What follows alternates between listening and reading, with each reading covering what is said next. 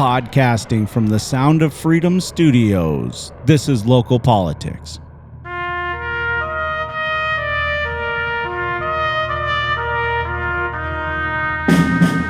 right, let's bring this meeting to order. Yeah, it's time to bring the meeting to order. No secret today, we have John Kuempel in the studio. Can we get a round of applause for House Representative John Kuempel? There we go. Hey, you got it. All right. We got it to work. There we go. So here's the deal. It's no secret. There's a runoff. So John Kuempel, believe it or not, folks, is in a runoff. This episode is sponsored by Cartwheel Communications, web development, e-commerce, and SEO that leaves a lasting impression. So let me give you John's background real quick, please. John Kuempel was sworn in on December 30th, 2010. He's been representing his district, and that was the 81st legislator, and he's been serving up there, District 44, for quite some time, obviously. He received a bachelor's degree from the University of Texas in Austin.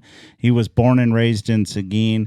He was active in high school sports, especially football and baseball, before becoming a walk-on member of the University of Texas. Hook 'em. There we go. You know, when I was reading your bio, that was something that I was like, wow, that's pretty cool. Walk-on, you know, it's not Michigan, but, you know. I mean, oh, here we go. Hey, see, there goes my chance to have a run for a house. Hey, I'll be at the big house this fall. Yeah, there you go. Oh, really? Great. So are you still employed as a salesman? I am, with Commercial Metals coming up on my 30-year anniversry. 30 years. Do you get a clock or a watch? We got a bronze steelmaker statue, which I'm proud to get. Yeah, man, that place has really grown over the years. CMC? CMC's impressive. Yeah, it's one of those, you know, I was talking to somebody, it's a, you know, Fortune 300 company that nobody knows is in their backyard. Yeah. Really? Yeah. They should at least give you a knife set. I could probably talk them out of one. That's a 40-year. A rebar knife set, you bet. Yeah, that movie's almost that old too, right? Glenn Ross, you know, with the knife set reference there for people that didn't catch it. So right now you're serving as the chairman of the Higher Education Committee. You're the senior member appointed to the Environmental Regulation Committee and the House Administration Committee. Yes, sir. So what does that committee do? House Admin, what it does, you know, you had me stumped for a second. Yeah. I'm trying to think. But House Admin just kind of takes care of all the rules and all the members' travel, just the inner workings of the House. It's it's a really prestigious position. You know, that committee, you have a lot of oversight of the House and its doings, business dealings, and day-to-day operation. Okay, not the procedures necessarily. Not procedures. This is parliamentary. just really kind of business dealings within the House of Representatives. Yeah, I guess you have to pay people. Like there's the people type. There's stuff going. There's maintenance. Small business. It's amazing behind the scenes what goes on. We have Ledge Counsel, which is the House lawyers, and there's a bunch of lawyers that, you know, believe it or not, you have to write bills that are constitutional. Okay, yeah. Well, I mean, that's the intent, right? You can come up with an idea, Yeah. but you better make sure it's constitutional, because if it isn't, you'll get nailed with a point of order as soon as somebody will sniff it out in a heartbeat on the floor, and it'll get killed just as fast as you came up with that idea. Interesting. Let me go through your honors real quick. You've been honored each session by the Texas Association of Businesses and has been named Champion of Free Enterprise. God bless you for that. He's also a recipient of the Raise Your Hand Texas Public Education Award for his outstanding achievement and steadfast commitment to Texas public education. Good job for that one. We're definitely going to be talking about that here in a second. You're also a member of the Seguin Rotary Club, the Guadalupe County 100 Club, Texas Farm Bureau, the Texas Southwestern Cattle Ranchers Association.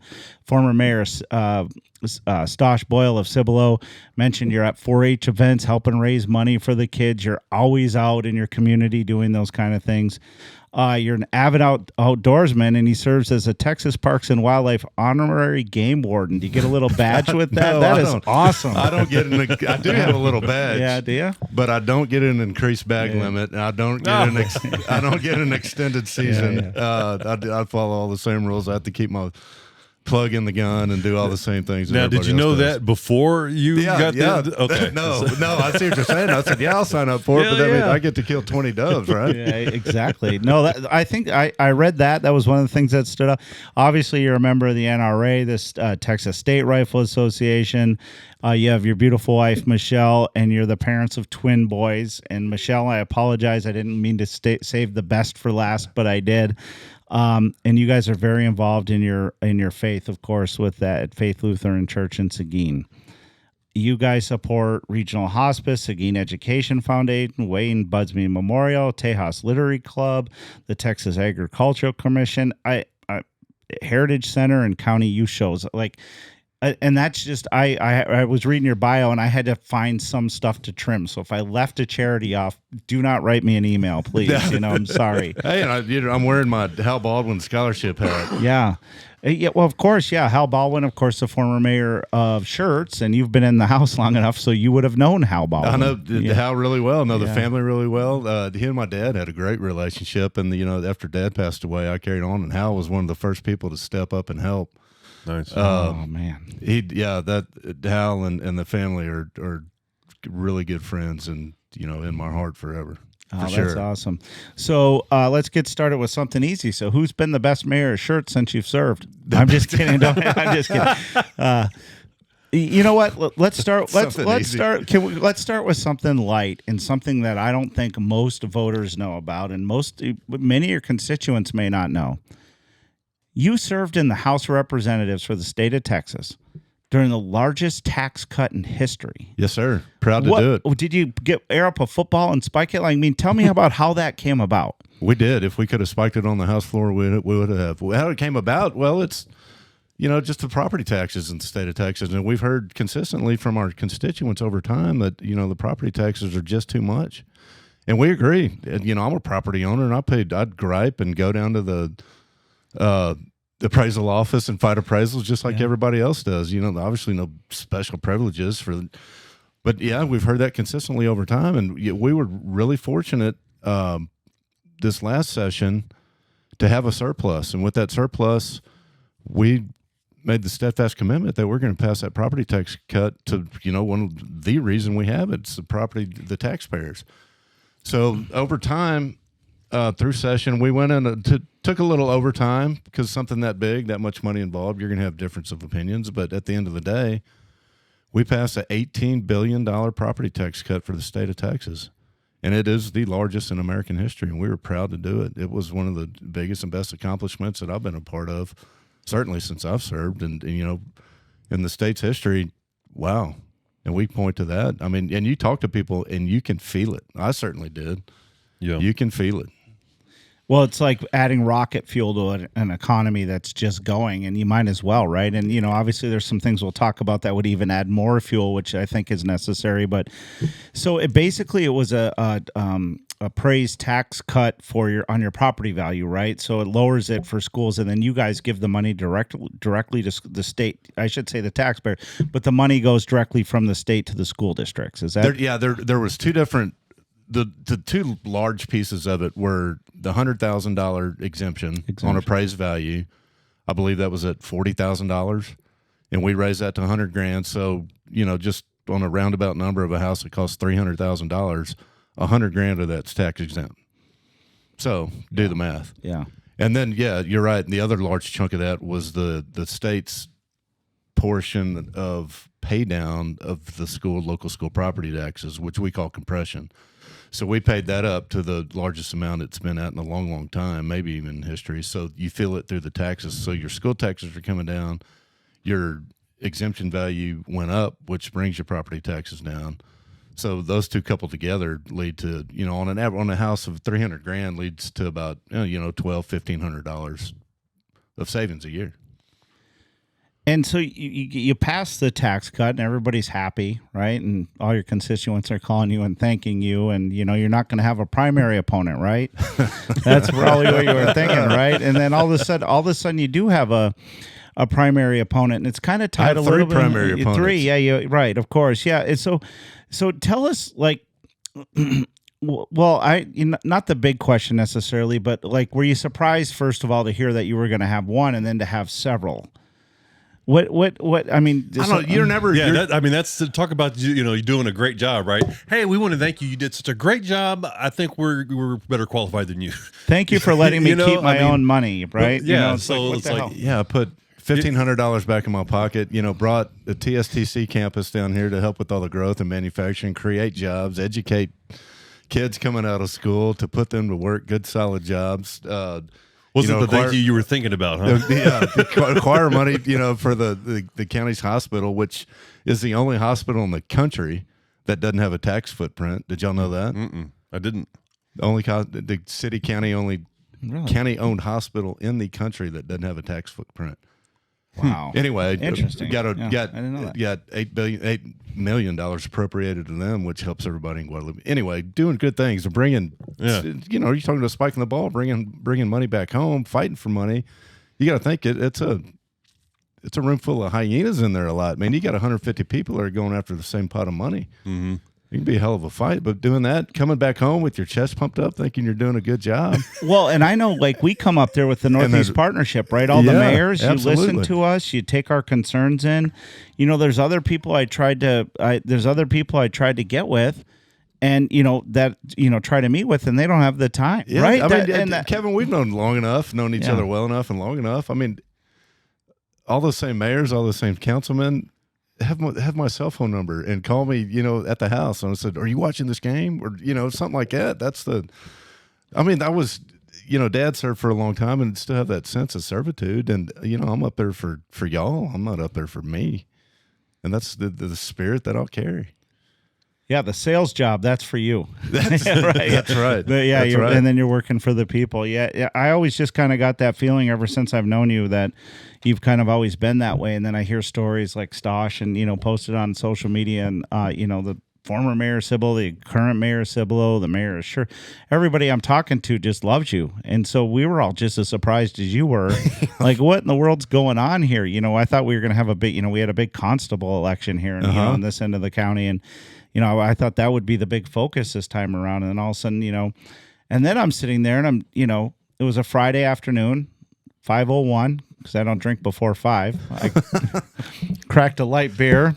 It was not a Bud Light. But anyway, I cracked a beer and I was just like, and the news came on. And all of a sudden I hear somebody hooting and hollering about you. And, oh, my God, you're a rhino Republican. And I'm like, man, he goes to church. I don't know. He cut property we talk taxes. about that. We've cut property taxes. Yeah.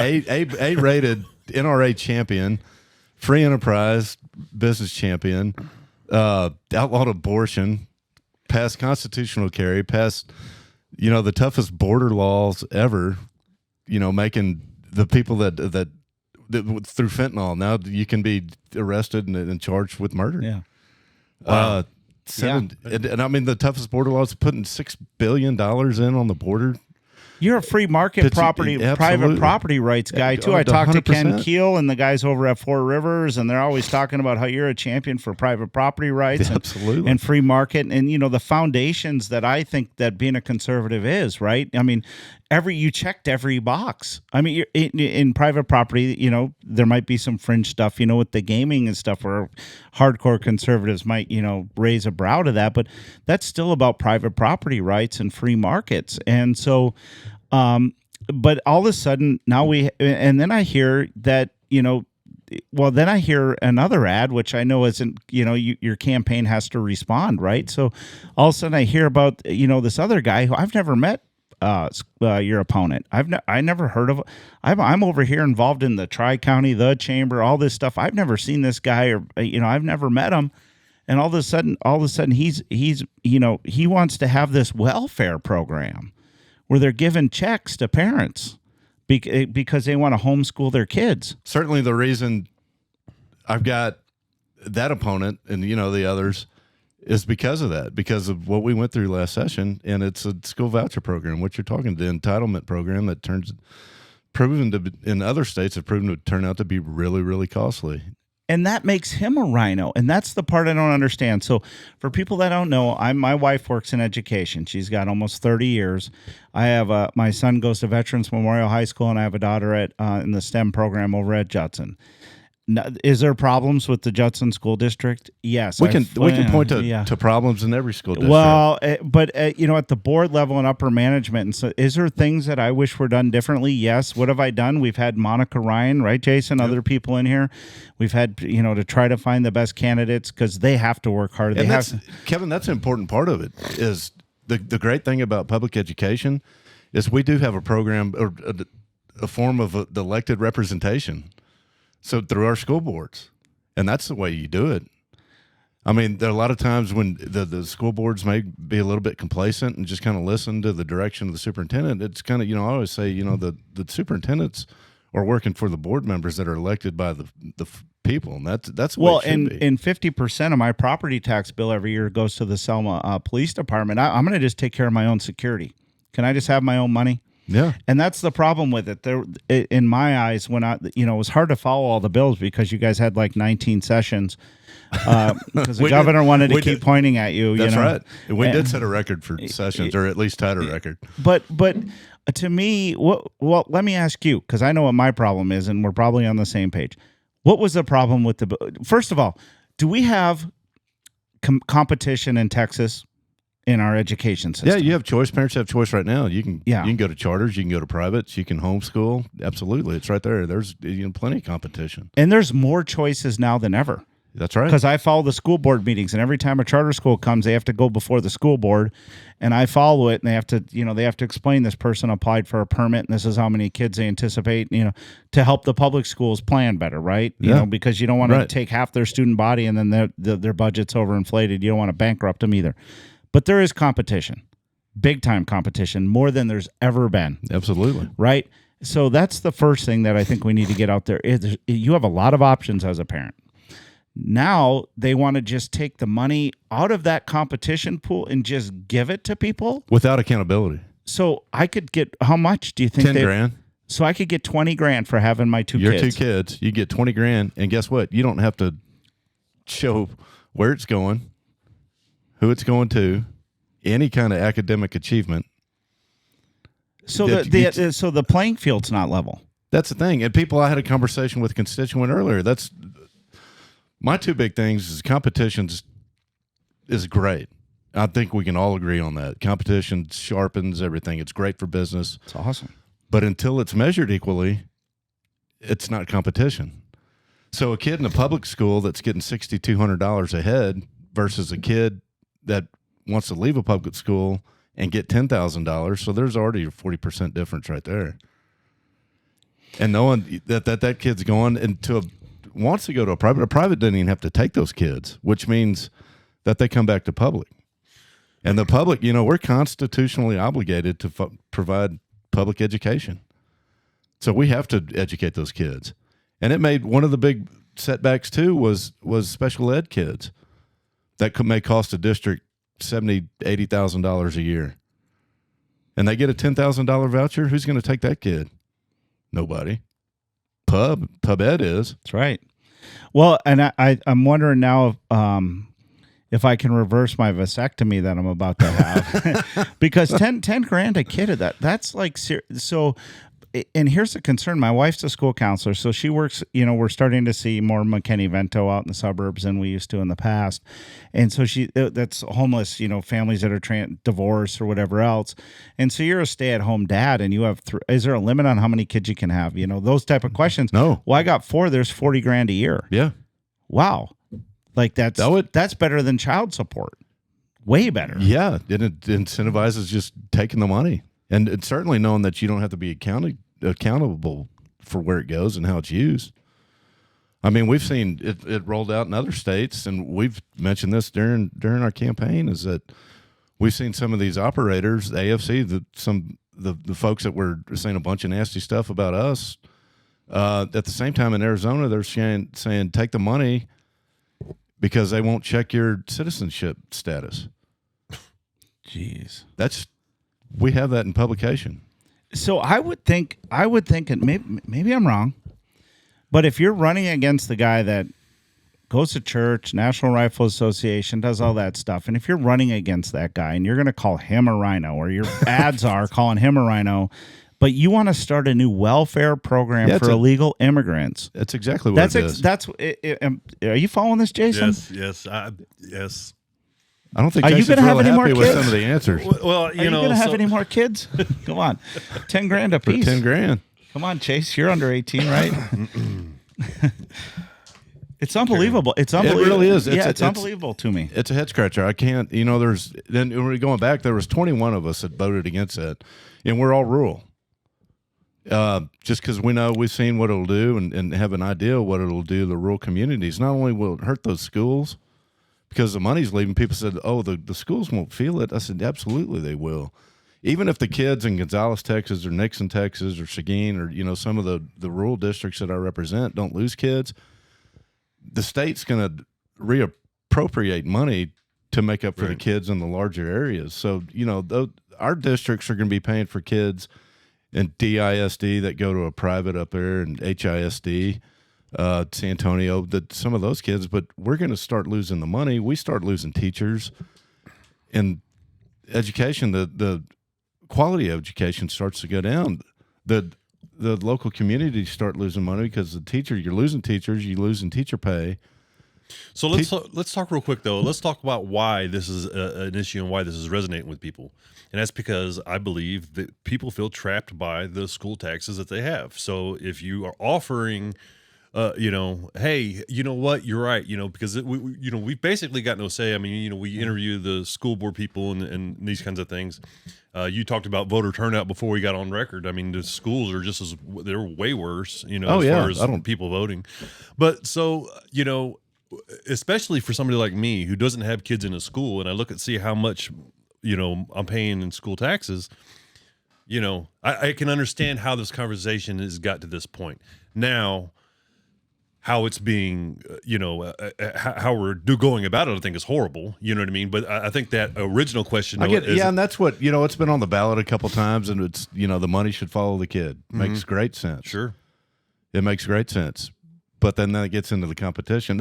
First of all, there's kind of a property tax pool that you pay into. It's no different. Education is infrastructure. Mm-hmm. I mean, would y'all agree with that? Is it educating? Just like water. Yeah, exactly. And that's my point. It's just like water. It's just like fire and safety. It's just like roads. Mm-hmm. It really is. Well, I don't like paying my property taxes to the police department. I want to just do my own security. Can I get some? Well, that's the same thing. Can I, The thing though is that my water bill hasn't increased nowhere near like my school bill has. Well, that's right. And that's because the state's not putting into what I talked about earlier, buying down the compression, the state's portion of what they put into local taxes, and some of the things we've done with the property tax is starting to come down. Mm-hmm.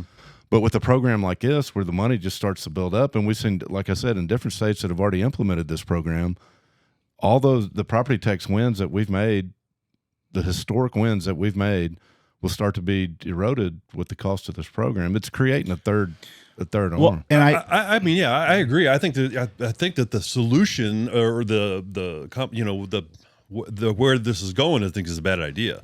But I think the original question is right. And if we could, if there's a feasible way to do it that we can assure competition's equal, right? What we go back to, I'm all for it, right? And I've told my superintendents and my pub eds, if there's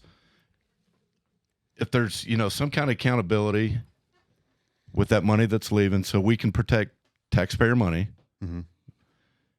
If the money's equal per child, and if a child chooses to go to a private school, they have to accept them. Right. And that's where the privates start to get, well, we don't want every kid. Seriously. No, and yeah, because it's a business. And then that business is affected by numbers. So if you have to take every kid, you know what I mean? You're no longer the top school because your schools. But that's right, Jason. We've had the same conversation with privates saying, hey, we're protecting you as much as we're protecting anybody else. Because along with that money, sooner or later, things don't stay the same. We've seen sooner or later, you're going to have some accountability. Sooner or later, you're going to have state government dictating what you can and can't do. Right. And do you want that? No. No. To kind of capture it though, right? Because you have to explain all that in a soundbite, which is part of the struggle, right? You explained it well at the Northeast Partnership lunch, and that's how I knew to ask the question. But to me, it seems like if there was an association or an organization that managed homeschool parents and they had to go through the same testing standards or whatever it was, if they put something like that in, then you're like, let's treat it like a charter school then, and we'll help fund that or whatever. You're not against any of the homeschooling options. Not at all. And you're okay I'm actually funding it as long as there's some measures on it that are similar, because it's tax dollars. There has to be some accountability. Absolutely. Right.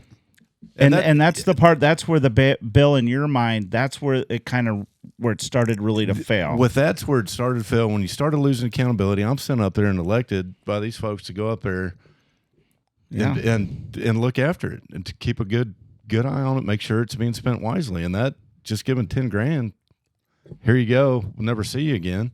Come back next year, give you another $10,000. It doesn't sit right. And it needs to be more defined. And and my wife's in public education, and she's like, oh, charter schools. We've had conversations. Look, it's not the end of the world. It's made public schools adapt. That's and right. I think and it's that's helped part our of the public competition. schools. But charters like Legacy or Founders that do a really good job, they're publicly funded. I was going to say They're publicly funded. So charters are kind of, you would think of them differently more in a private setting, but when it comes to this when it comes to this discussion, they're more aligned with the publics because that's where their money comes from. And they do have to. And a lot of people don't realize that. And I was one of those people. I didn't realize that charters were funded from. That's right. We always kind of, the easy way, the quick soundbite is saying charters are private publics, if that makes any sense. That's kind of what they are. So your constituents, though, could reach out to your office with suggestions on that or to support you behind that. I'm sure even education associations, I know public, there's different variations of that, but it seems to me like if they could get some of that language in the bill to start defining what the program looks like. I think in the last 4 or 6 years, I've been paying more attention to state politics. And one of the things I've noticed is in general, there's been more bills that get passed that don't have accountability measures. And maybe it's always been like that. And I've just started paying attention. I'm trying to think. There was a couple that were passed. We pass bills that make us feel good, but the threat or the arm that the enforcement arm isn't there to support it. Let's take the school resource officer bills, where you have to put police officers in schools, right? In public schools, or some sort of armed marshal of some sort. Has to be SROs, right? Well, there's several school districts, and in San Antonio that aren't necessarily following that. Well, there's no enforcement arm that's coming down heavy, or, nobody's writing them a nasty letter saying, we passed this intentionally. There's no threat of pulling funding. Nothing's attached to it. Right. So I kind of feel like a little bit with the school thing is it was kind of rushed. It wasn't well defined. And at some point, you can't keep passing bills that don't have any enforcement mechanism. Well, that's the enforcement. And, let's be responsible enough to look at some of these other states that have done it. And Arizona ain't working out well. The thing, though, is that you're playing on somebody's emotion with that bill like that. And you keep it vague, right? So that that's exactly right, Jason. No, you hit the nail on the head. That's what it is. And so you don't want to spend too much time, if you're competing or if you're running against somebody and you're going to use this as a weapon to campaign against somebody. You don't want somebody. You want to check that emotion about, hey, we're going to give you all this money for your kid, and you can do whatever you want with it. Oh, hell yeah, I'm for you. That's right. But hopefully, there's enough people that. Well, asking that if you're going to give a family $10,000 a kid for some enforcement mechanisms in place in order to support that sounds like that is a conservative value. Normally Republicans would follow that type of, like, we're not going to. That's always the argument, right? The Democrats in last 40 years of my life, and that I've been paying attention, the Democrats would try to pass something, there wouldn't be any enforcement mechanism, and the Republicans would hold up the flag and say, I'm a Republican, I can't vote on. There's no way to track this. There's no enforcement. There's no measures. We can't do something. Rand Paul's always on the floor, in the United States. There isn't anything. We got to track this money. We're building hospitals in Afghanistan, and because we didn't regulate it or monitor it, it's off the rails. That seems like you're saying that about this bill. And so to me, it makes you not a rhino. You're the opposite, right? You're Absolutely. doing exactly what a conservative would do. Of course, it's me, and I'm going to agree with you. But you got a right to your opinion. No, About your own opinion about yourself. Yeah, everybody's got one kind of deal. Yeah. Sorry, I get fired up about this, man. No, that's right. And it creates bureaucracy. I got to ask you about gaming. Yes, sir. My goodness gracious, you're here in the city of I Selma. would have bet that you were going to ask that question. Our tax rate is 18 plus something cents. We're really, and it could be zero. You could get paid to live in our city if we get this all figured out. We have a racetrack here, right? Yes, so sir. I remember Tillman and those guys. He put together the legislative budget board. I'll give everybody a brief history. If I'm wrong, jump in. A few years ago, Tillman Fertitta. He's got the Golden Nugget. He's got the basketball team, the Houston Rockets. The Rockets. Yeah, he's got all this Landry's stuff. organization. He owns all the Landry's, right? So he put together this legislative budget committee. He's not going to come out and take full credit, but he was behind it. Funded the senators from the one from Houston. I can't remember her name now. Donna Campbell served on it, and some of those people. And so the gaming people got together, and based on their understanding of the rules of pari-mutuel betting, they put in slot machines in Retama. They didn't actually do it, but they were fixing to, right? That's VLTs, video lottery terminals. Right, exactly. Yeah, exactly. But we're trying to anyway. They never made it. But based on their lawyers came up and said, based on the way the law is written, we can legally do this. Well, Tillman didn't like it, and the 5 senators on the Legislative Budget Committee decided to pull the funding for the Horse Racing Commission. And since then, every year we come up to session, and I'm like, maybe this will be the year. An adult Texan will be able to be allowed to enter into another contract with another adult Texan, and the state will let us be. Instead of doing that, I get to buy beer at 10 in the morning on Sundays. Thank you for that, by the way. But we got 2 more hours of buying beer freedom from the governor and some of those guys. But I kind of get frustrated a little bit with the gaming thing because I don't understand why it keeps stalling. I feel like this last session, there was a lot more push. Right. And to the session before that, there was a little bit less. I feel like it's ramping up, but it's like every year it is ramping up. We don't want it. We got farther than we ever have last session. Okay. We did. So you put together, but you were the author or the co-author, co-signature or whatever? I was the primary author on the enabling legislation, which follows. And let's get back to what this really is. And you and I have talked about this. Anytime you do an expansion of gaming in the state of Texas, it has to be constitutional, meaning it has to pass 2/3 of the House, 2/3 of the Senate, and then it goes to the voters. And that's what Kevin and I always talk about. This isn't us passing it; it's giving it to the voters to decide on whether we have it or not. Mm-hmm. And that's what it comes down to. So we were 8 votes shy of the constitutional bill last session, which carried by Representative Chairman Speaker Guerin, Speaker Pro Tem from Tarrant County, and then I had the enabling legislation that actually passed the House floor, but without the constitutional trigger, the enabling didn't mean anything. So anyway, we took it a step further than anybody ever has. But that's it. It's just coming down to let people decide on it. Same thing. We kind of go back to the issues of what we just talked about, but overwhelmingly, people want the opportunity to vote on it. Mm-hmm. That may to vote in favor, that may to vote against, but they want the chance of voting. When Texans are polled, you get to the point of 85% of people want the ability to vote on whether we do it or not. I was talking to one of my Republican friends, and he said, "Well, they can just go gamble on the reservation." And I'm like, "You're an idiot," and he's going to watch this. So that's why I said, "You know why he's an idiot? Because private property rights." Yeah. Consenting adults entering into contracts. My politics are probably more libertarian than most people, but obviously there's a line there somewhere. Just like owning up firearms, we don't want people to have nukes. But right. You know what I mean. There's always that line. But to me, it's like we allowed.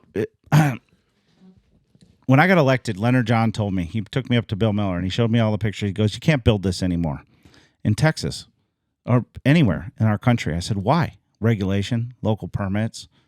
I'm like, what do you want? I'm trying to get out of some permits. I was kind of giving him a hard time. But the more I thought about what he said, and I asked him, I said, "Hey, on that permit thing," I said, we let people go to Mexico. Americans are allowed to travel to Mexico, and they don't have any regulation. Well, why aren't we keeping Americans safe abroad and not letting them go? And he said, "That's a great point, Kevin. That's a great point." And so it's the same thing with gaming. You can go to Oklahoma. You can go to Louisiana, Oklahoma. We've all seen people that. Wait, do. what's the argument? The argument is that The Texas argument- is keeping us safe.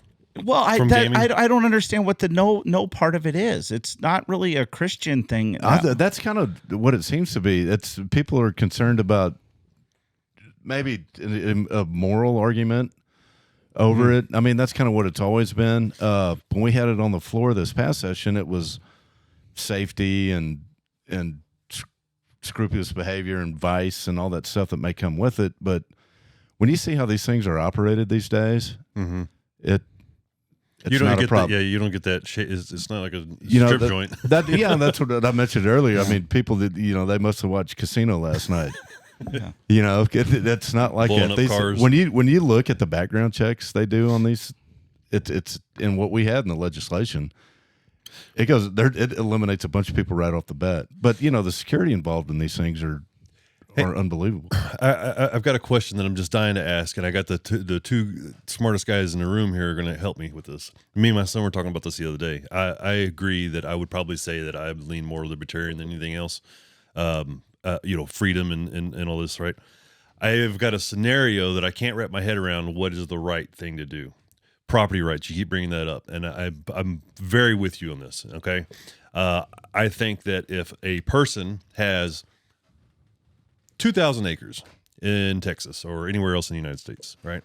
I would like them to have the freedom to do whatever they want with it, as long as it's not, imposing on somebody else or anything like that. But if they want to sell it, I want them to have the freedom to sell it. Now, however, I have very strong feelings about other countries buying land in America. So let's say that people that are not our allies. Yeah, absolutely. I agree with you 100%. I don't know how to navigate that. Certainly, you can go back to the list. Exactly what you said. Those countries that do not like us, that harbor terrorists and things like that. Yep. Oh, he's talking about China. Communist China. Yeah, China. China. That's my Trump. All right, that's my best Trump. But yeah, I agree with you. People that don't like us and want to harm us, and it's a free. They can come by, and so you said China. I mean, and the property that there's a lot of property that China's buying. If they were just buying flat out farmland, I'd have a problem with it. But they're buying things that are close to our infrastructure. You know what I mean? I think that you know what I mean. But again, right? So it's like it's this catch-22 because I want the landowner to be free to sell it to whoever. Yeah, however, I don't think that in the interest of our safety as a state and a nation that's a our wise federal decision. government is watching Chinese transactions all over the world. Josh and I agree with you. 100% agree. Why are you telling me? Why are you telling me I can't sell it to whoever it may be? That's right. It goes against the whole deal. But my thing here is like, what would a solution be in that type of scenario? How would you even approach that? You know what I mean? What do you mean? Just what I said. I want you to be able to sell your land to whoever you want. Well, you do what everybody else does. They have an American buy it, and then they put it in a trust, or then China still gives money to the trust, or they got a million ways around it. Yeah. Listen, I'm not looking for legal advice. I'm saying, we're just talking about theory and oh, you're not actually right thing. selling property. That is something. If I had, I would not ever sell. No. Yeah, don't hang on to property. Yeah, don't sell it to the commies at least. No. There are some laws in place. There's some recent stuff here. Was it in Texas or Oklahoma? I mean, you would know in Texas. So what is it? Did we pass some laws recently? Yeah, it would certainly been talked about, and it's part of the campaign too. I mean, you'll see it in some way. Was keeping, especially the folks that want to hurt us and are known harbors of terrorists, and we're bringing values that do not fit ours, right? To keep them out. And it's gotten to the point, and I get what you're saying 100% is private property, but it's gotten to the point where you go, all right. Yeah. And Kevin talked about it earlier, there's always a line somewhere, and that line may get to the point where it said, man, we get it, but these people are going to hurt us way more than it, or potentially hurt us way more than your profit and the right. But we just, bottom line is we don't need them in here buying it. It's right. It ain't healthy for us. And there's enough of a market where you don't have to sell it to them either. That's the one nice thing if you're about in it. Guadalupe County or in the 35 corridor and you can't sell land, Yeah. Something's wrong. I think that's a great question, though. And, piggybacking on that a little bit, speaking of, bad actors. So I have to ask you about what's going on the border. I know why is that an election issue for a state race, and I understand why. But for me, I just kind of, it's a federal government's thing, right? And we've had both parties in charge forever and ever and ever, and they won't do anything. We tried to build a little bit of wall, and Biden lifted some things Trump had, and then I was just out there on Monday and riding my bike, and something I've seen reports, I've seen news clippings and headlines and stuff like that, but I haven't really seen a whole lot of. Florida isn't my biggest. I'm not a big fan of Florida for a lot of reasons. However, I see a lot of Florida state troopers, a lot of highway. I think they call them highway patrol officers, I think. And then so just doing a little bit of scratching at the surface. Florida gave a lot of resources to Texas to help fight what's going on at the border. And, as I am going, I've been known to occasionally do a couple miles over the speed limit on my bike. And so whenever I'm down there at the border, though, there's a lot of officers, state troopers, Florida Highway Patrol, Border Patrol. They're not out there trying to make revenue. They're not out there trying to, pull people over for speeding. They've got problems down there. No, their intentional focus is keeping folks out, which is great. Yeah, it's great because I go to Colorado and I get up by Dalhart, man, and my pedals to the metal, man, because there's no state troopers around down there. The border, it's good. Yeah, it's keeping those folks out. Yeah, the border. Yeah, going back to what you said, it's the federal government's sovereign responsibility to protect our borders, and they are not doing a good job. They're not doing a job at all. Well, they're doing just the opposite. Right. I mean, it's amazing. It is. It seems like they're encouraging people to come in, which is mind-boggling in itself. And we've got, neighborly states, you've talked about that. I've met with and talked to some game wardens from Florida, and they were, they're down there working with our game wardens, doing the same thing. They're pulling over a lot of drunk drivers and a lot of that kind of stuff. Amy's family lives down there. I talked to Mondo, of course. Your buddy up. Your colleague in the house, and they're. Man, I didn't turn my blinker on. I got pulled over, and it was a local police officer, and he's like, we're just checking people out, Kevin. And I was like, yeah, okay, let me go then. How you gonna?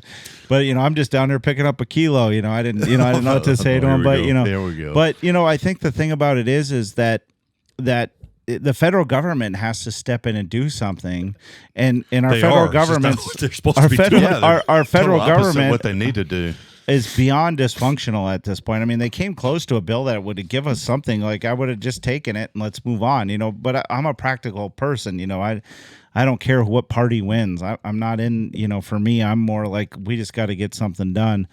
But I do like the idea of busing them to spread out the people a little bit. So some of these other cities are, I think that's starting to help put some pressure on. I think it's great. Whether, most notably when they roll into New York or Chicago or where is it, Martha's Vineyard?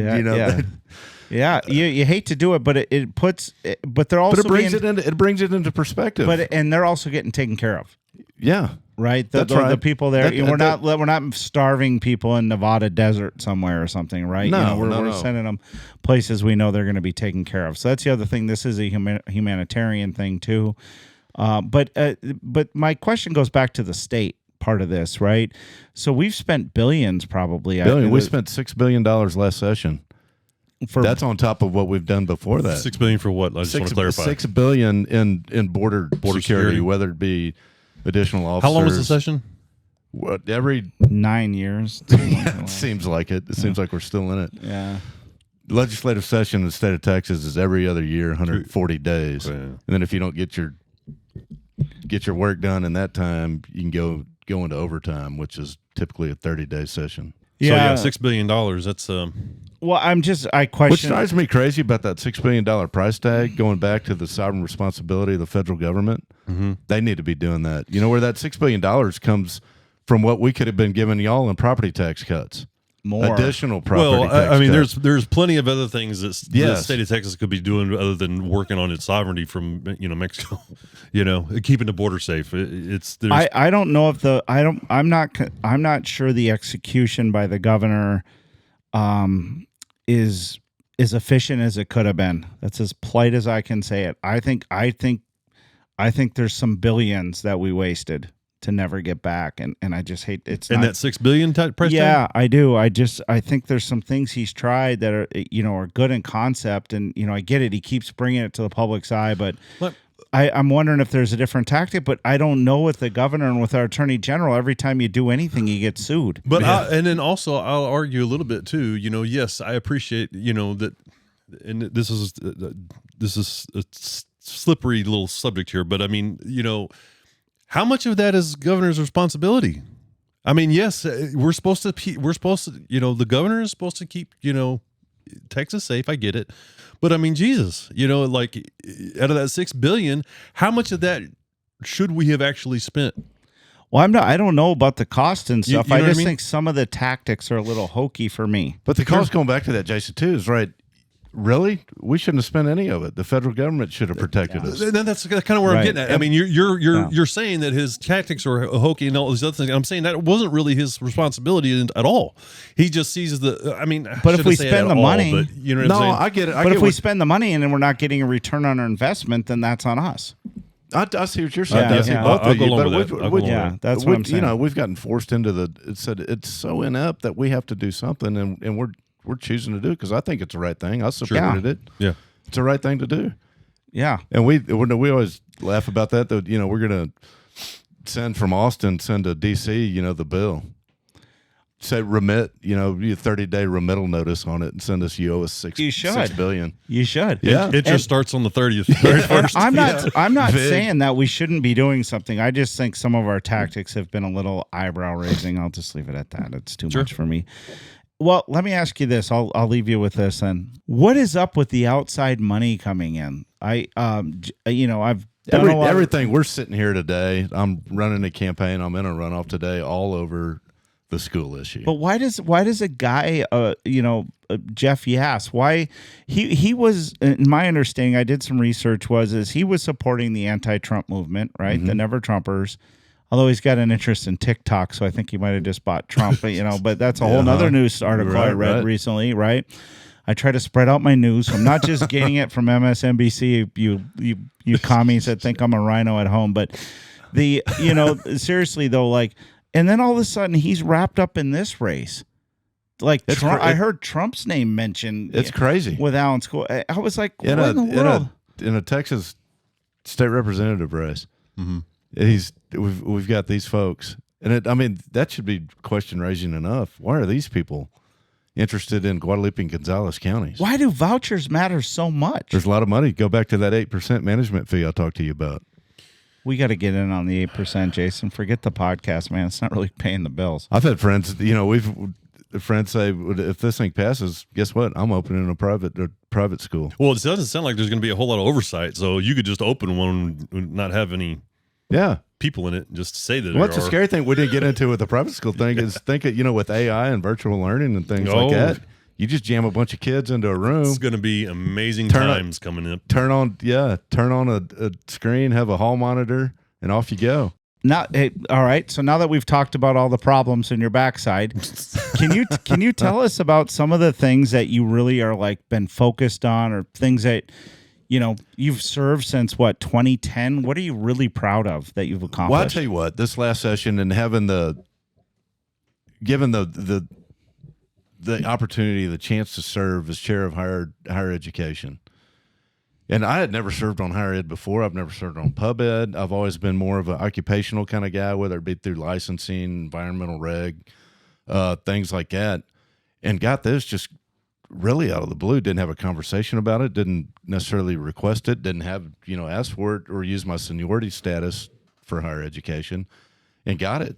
And I was going, wow, this is, once you let it sink in and think about it for a second, man, this is what an opportunity. When you think about all the institutions of higher learning in the state of Texas, whether it be, the community colleges, technical colleges, flagship universities, whether it be University of Texas, A&M, Tech, then all the privates, Incarnate Word, Rice, Baylor, TCU, SMU, you're working with these folks, and it's just a whole new world. And so let's put this to use for who I represent.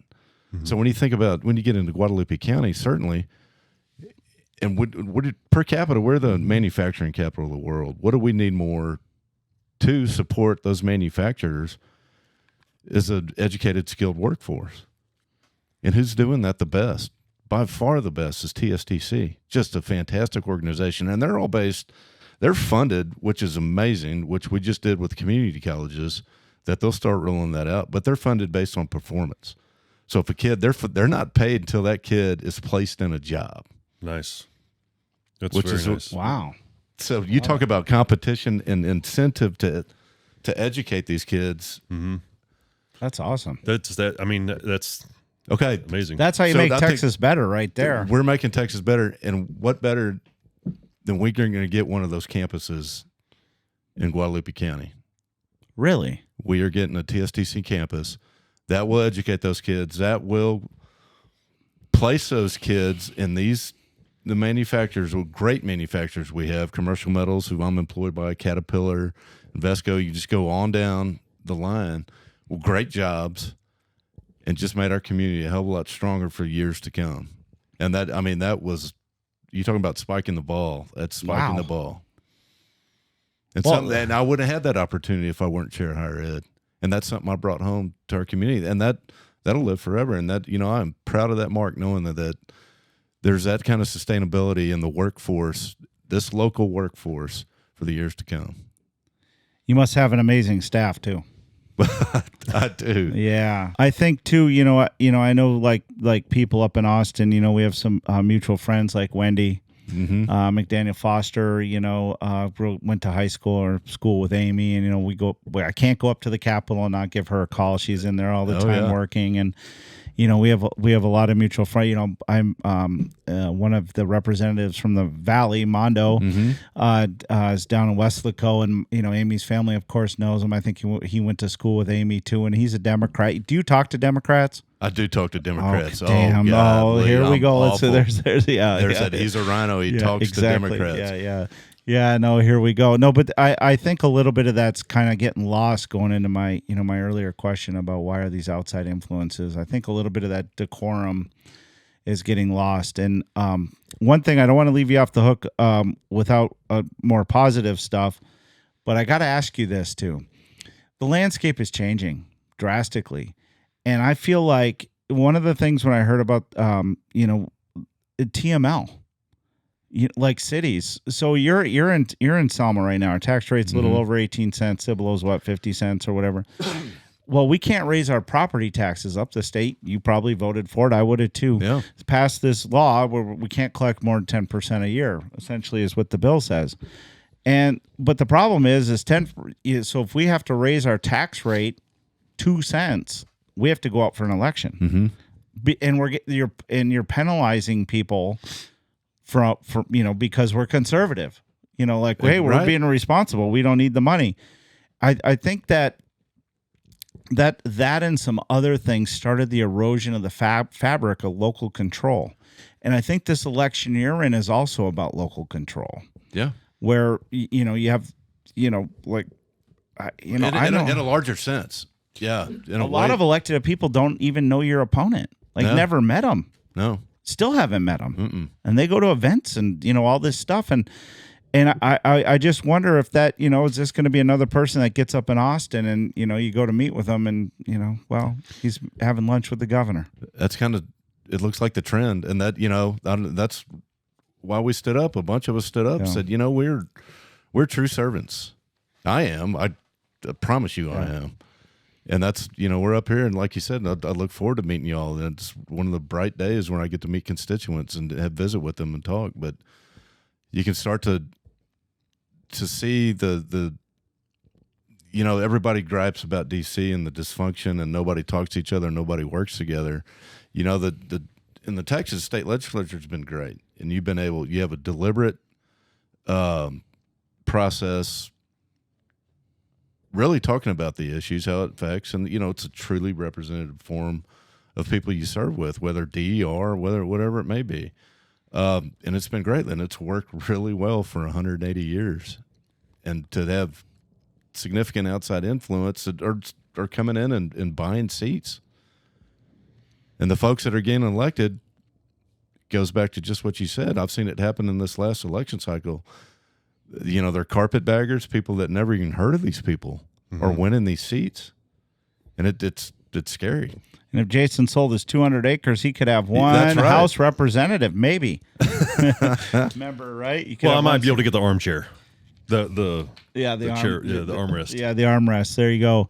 Well, hey, thank you. Yeah, John, thank you for coming Kevin, in. Jason. I appreciate the opportunity. Absolutely. It's great to visit with y'all. Good luck. Hey, listen, you guys back home, there's probably still time to get registered to vote. Early voting is May 20th. Election day for this primary is May 28th. So it's, what is that, Memorial Day weekend? That's a terrible date, to be honest with you. The May 28th, the Tuesday after Memorial Day. So put your focus on the week before that. Yeah, the 20th through the 24th, early okay. voting. Get it in early. Yeah, Get you it go in early. You go camping and you come back from your camping trip. And And I you're a get- little guess hungover. what? Yeah, I got to vote. Yeah. You were supposed to vote last Friday. And remind everybody to vote. And I ask for your support. And if you know folks, take them down there with you and vote. Vote. Oh, This reminds me of when we had Carpenter in here. He said his first campaign. He said that if everybody with a sign in his yard, because he voted in an off cycle, or his first campaign was in an off cycle or whatever. And he said that if everybody that had voted that had a sign in his yard would have voted, he would have won. Oh, I was talking about looking through those rolls earlier. There were people on that roll that did not vote that had my sign in their yard. Oh, because I put, they asked me to put one of my signs in their yard, and you go back and look, and they didn't vote. Just, you kidding me? well, best of luck to you, man. Man, I appreciate it. Absolutely. I appreciate Thank it. you guys for coming in. Yep. Thank you.